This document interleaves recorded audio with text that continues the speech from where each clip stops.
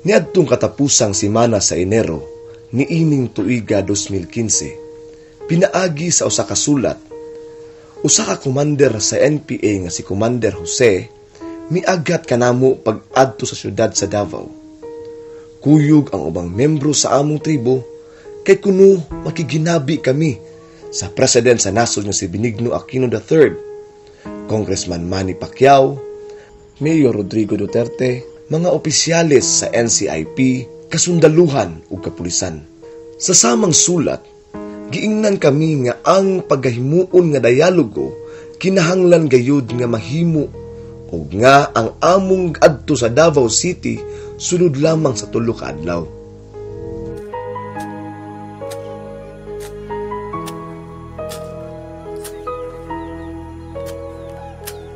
Pakitaon daw may kang Manny Pacquiao, si Noynoy Aquino, si Mayor Duterte, ipakita sa amo ano, wala man lagi namo nakita, nga dugay nami dito.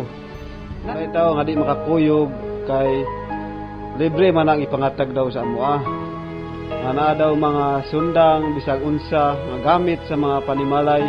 Kami kay wa man may mga gamit, wa may kapalit sa mga kaldero bugas. Nag-adto mi dito kay na may istorya nga naa daw kwarta nga makuha ninyo dito nga tag 5,000 matag usa ka tawo.